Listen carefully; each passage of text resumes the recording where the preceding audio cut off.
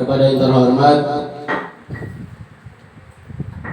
Sofibul kantor atas selaku tuan rumah, yaitu teman-teman penyuluh Kecamatan Malake Barat, dan juga kepada seluruh teman-teman yang datang dari dua kecamatan berbeda, yaitu Kecamatan Mapadeceng dan Kecamatan Malake, yang saya banggakan. Pada kesempatan kali ini, pertama dan utama malah kita mengucapkan puji dan syukur karena Allah masih memberikan kenikmatan dan kesempatan kepada kita sekalian, sehingga kita bisa bermuajahah, bersilaturahim demi untuk bagaimana menjadi SDM penyuluh Kementerian Agama yang berkualitas, insya Allah. Dan juga salawat salam semoga selalu kita curahkan dan terlimpahkan kepada panutan kita bersama, yaitu Nabi Muhammad SAW. Beliaulah manusia yang paling berjasa di muka bumi ini, yaitu membawa manusia dari zaman yang biadab menuju zaman yang beradab, sampai pada saat sekarang ini yang bisa kita rasakan sekalian. Teman-teman penyuluh yang saya hormati, pada kesempatan pagi hari ini saya sangat mendapatkan satu penghargaan dan penghormatan yang luar biasa karena disebut sebagai narasumber. Namun sebenarnya itu adalah hal yang paling berat yang saya hadapi selama ini. Olehnya karena itu, kata itu akan saya ganti dengan istilah saya sebagai pembawa benang kepada kita sekalian yang selaku jarumnya, sehingga bagaimana itu nanti jarum itu akan bisa kita gunakan sebagaimana mestinya dengan benang yang sesuai dengan apa yang dibutuhkan dan dikehendaki. Sebagaimana yang telah disampaikan oleh Bapak Alias tadi, Ustaz Alias tadi, memang kita harus sama persepsi, karena berbagai aliran, kalau kita boleh sebut, atau pendapat yang bermunculan di kalangan masyarakat kita banyak sekali, Bapak Ibu sekalian. Kami sendiri saja biasa sampai tidak berani untuk mengeluarkan pendapat. Karena kenapa? Karena kami menganggap orang yang mengeluarkan pendapat itu tadi juga orang yang punya ilmu. Sehingga forum inilah yang insya Allah akan menjadi bekal pertama sebagai dasar kita untuk bisa menyampaikan sesuatu hal sehubungan dengan tanggung jawab kita masing-masing. Olehnya karena itu, izinkan saya pada kesempatan kali ini sesuai dengan konsep yang telah dibagikan dan dibuat oleh Ustaz Alias.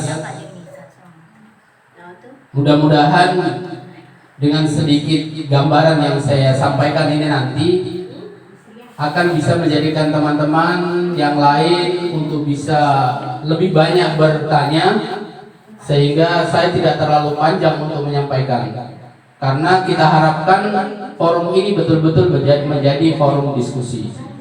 Adapun nanti untuk yang menjawabnya, kita semua yang harus menjawab, bukan kembali kepada pribadi saya ataupun teman-teman yang ada di Malake Barat, tapi kita semua. Sehingga dari forum itu nanti, dari hasil diskusi nanti itulah yang akan bisa kita jadikan sebagai landasan. Baik, saya mulai dengan pembahasan kita pada pagi hari ini, yaitu sehubungan dengan toharah. Seorang muslim yang senantiasa menjalankan seluruh daripada perintah, khususnya adalah ibadah, toharah atau kata suci, itu merupakan hal yang paling utama dan yang pertama harus diperhatikan. Karena kenapa? Karena suci itu masuk dalam salah satu rukun dalam satu ibadah. Sehingga dengan kata lain, ibadah kita itu dapat dikatakan sah ketika kita benar dalam cara bersucinya. Keadaan kita juga benar-benar dalam keadaan suci. Sehingga sebenarnya kalau kita berbicara, kita kembalikan kepada situasi sekarang, harusnya Islam yang bisa menjawab bahwasanya tidak mungkin ada orang Islam kena COVID-19. Harusnya. Karena kenapa? Karena orientasi daripada hal yang dilakukan sehubungan dengan masalah kebersihan, Islam mengajarkan kita bukan hanya bersih, tapi lebih daripada itu, yaitu suci. Karena jelas sekali Bapak Ibu sekalian bahwa perbedaan bersih dan suci itu sudah jelas. Kalau suci sudah tentu bersih, kalau bersih belum tentu suci.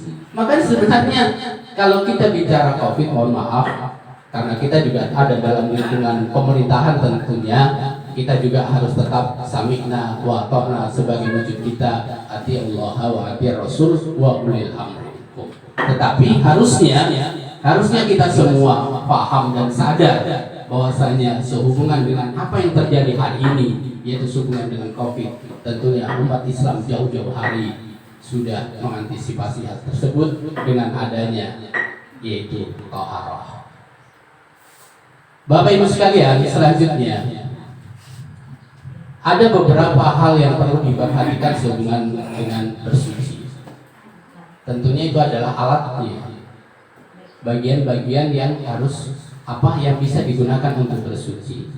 Sehingga dalam beberapa kitab itu sudah dijelaskan bahwasanya yang bisa digunakan untuk bersuci yang pertama itu adalah air.